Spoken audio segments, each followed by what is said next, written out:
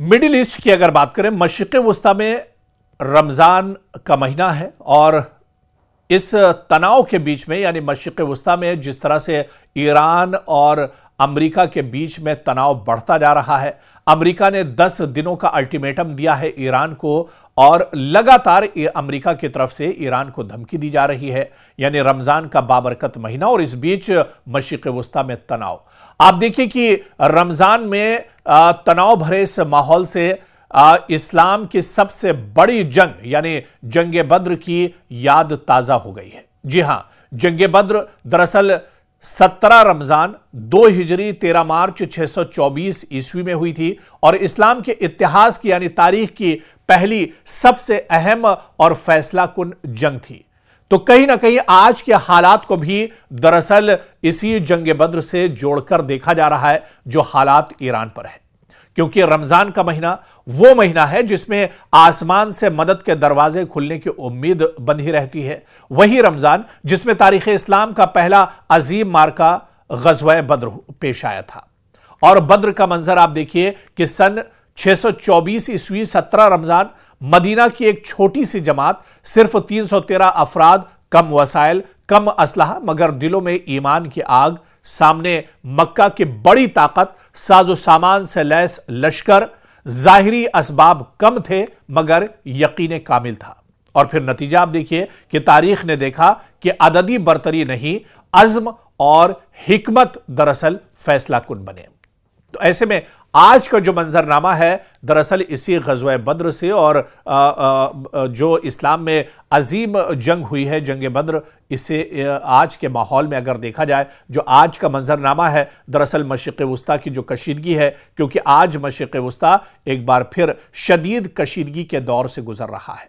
Iran जिसकी क़यादत अली ख़ामनई के हाथों में है, बरसों से अमेरिका और इजराइल के साथ तनाव का सामना ईरान करता रहा है। दूसरी जानिब आप देखिए कि अमेरिका जो कि डोनाल्ड ट्रंप के दौर के बाद अमेरिकी पॉलिसियों में उतार चढ़ाव आया है, खासतौर से इससे पहले की सरकार यानी जो बाइडेन की सरकार देखी जाए, उसके बाद अब एक तरह से डोनाल्ड ट्रंप की सरकार है और अमेरिका में जो बाइडेन और डोनाल्ड ट्रंप के बीच का जो दौर है उसमें आप देखिए या जो बाइडेन के बाद के अमेरिकी पॉलिसियों पर नजर डालिए तो काफी उतार चढ़ाव आया है। जबकि इजराइल में बिन्यामिन नेतन्याहू की हुकूमत सख्त मौक़िफ़ अख्तियार किए हुए है, यानी ईरान का जौहरी प्रोग्राम, इलाकाई असर व रसूख, शाम और लबनान में इसके इत्तेहादी और खलीज में बढ़ती हुई फौजी नकल हरकत, ये सब अवामिल खित्ते को दरअसल नाजुक मोड़ पर आज मशरिक़ वुस्ता खड़ा है।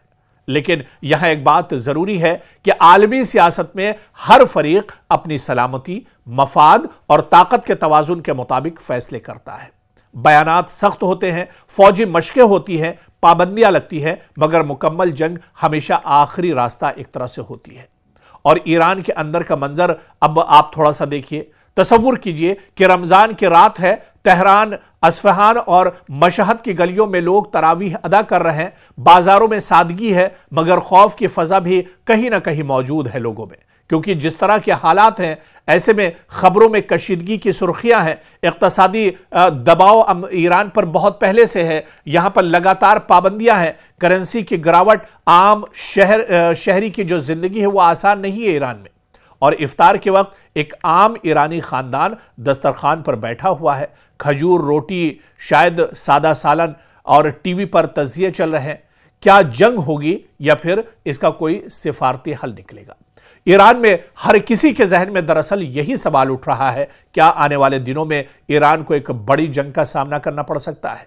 दरअसल यह मंजर जंग का नहीं बल्कि जंग के साए का एक तरह से मंजर है और यही कुछ हालात दरअसल ईरान के लोग इस बाबरकत महीने में भी एक तरह से इस तरह के हालात से गुजर रहे हैं। और वहीं पर आप देखिए कि जंग बद्र भी इसी बाबरकत महीने में हुई थी और इस्लामी तारीख की सबसे अहम जंग एक तरह से बताई जाती है। और जंग बद्र ये सिखाती है कि कमज़ोरी में भी इस्तिकामत मुमकिन है, ईमान के साथ हिकमत भी ज़रूरी है, जंग आखिरी चारा होना चाहिए, पहला नहीं। तो आज अगर कोई भी कौम खुद को दबाव या खतरे में महसूस करती है तो उसके लिए सबसे बड़ी आजमाइश यही है कि वो जज्बात के बजाय दानिशमंदी का रास्ता अख्तियार करे।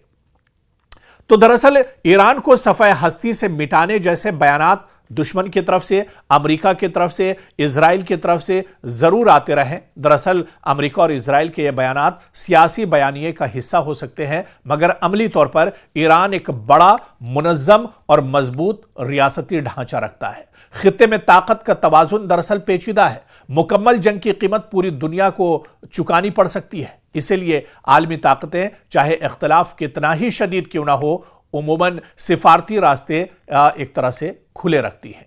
तो कहीं ना कहीं रमज़ान का बाबरकत महीना है, और जब रमज़ान का महीना आता है तो जंग बद्र का जिक्र ज़रूर होता है। इस इस्लाम की इस तारीख़ी और अजीम जंग एक तरह से जहन में ज़रूर आती है। और अब जब मशरिक़ वुस्ता में इस तरह के कशीदा हालात हैं तो एक बार फिर से आलम इस्लाम और मुसलमानों के जहन में जंग बद्र जैसे हालात सामने आ रहे हैं। उम्मीद यही है कि जंग न छिड़े, बातचीत से ही मसला हल हो जाए और इस रमज़ान के सदक़े और इस बाबरकत महीने के चलते जंग ना हो तो बेहतर है, क्योंकि अगर जंग होगी तो बड़े पैमाने पर इंसानी और जानी एक तरह से नुकसान होगा। इसमें किसी का फ़ायदा नहीं है। इसी वजह से जंग ना हो तो बेहतर है।